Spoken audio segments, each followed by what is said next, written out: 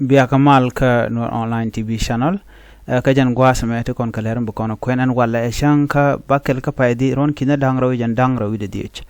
ban jome bana jaling mi jiram jadid kan no online TV channel gor jen wajin bi nyu organize ko ken ko de lerti de kan chamala chu gwasten gor kon kan wo de ko ten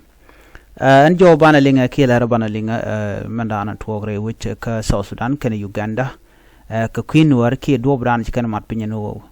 te kan let ka duar kan war chana joma chanjeling kuma South Sudan kan Uganda shikana marano bi kan war tin bumne kan tul ke bi kan ko shikan che manaken nan war shikana bula lonkal lok ano shin war kan bula lonkal lok waji kan mat pinyano bi kan war bi kan ke bi kan tul ajan bokana long committee dida shikir ma yadi yo to shop ke $1 million yo America chaka yor kuma Uganda ko bi kan war bi kan ka bok committee dit ka gwastin bikan ka bok ka gwastin content gad kenten kana man ken ka gwana ken anamo mishamat wi dangro kuma Uganda kana kuma South Sudan lakin ma yadit kana Museveni ajon andani kana mat pinya na mo ngai kon ji Uganda la ko kana ka la jor kana ka mitem gor kana bikan la mo ni ka yoto ŋuan ajen ku en linga no country DNA stable ka economy but she is stable agwa ko jen me pala roda pin ke chen ko ku kariem na ku kan le cham ka jano na kanana man to ka ji Uganda murai kon ke Uganda no won meter Uganda jen a wech mi chang na ka ji wi char te ram di jogde a chang do ji wi char boran wi taram di jogde de ko na chola no jen a won metel kuma ke wech metel ram di er ke je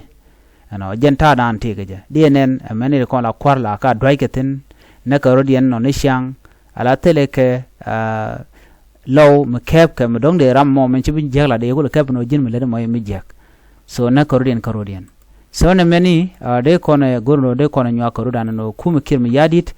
kene Museveni shigana matpin ka kuyon kono akamji Uganda ko bike no ri biken kan nagare wini ken chirga me kono ngach chi kon boka fan gak chi kon la new fan gak and old fan gak chi kon boka nasser chi gat kon nak chi kon bok ko lang shi kon bok ka longshuk gwenet dialan kontin tin wati tin chicken ga target gweda kon weekend no jen godan to bom no tin ku kan ga target so ana me ngai kana let kana ngai ke shetam shikin yadi te kon nyoko deng me dan me to ga nasir nakan kon tele ne ko kin tiben antama chela tuok ka fan ga teramuwe alo naka kon gol ko ne ko lanwere ko tele kon man me ko na matame endore me no chicken de te katamo kacha kon dem nekbo ko mujel kon kel so nam gorje en gode kon jal kel kon e ko lanwere ajen jowdana gode nyaa ye kel an biata mal ban je mun den ci paru jeno jin bi subscribe ko bi je nyakane ko ken biata mal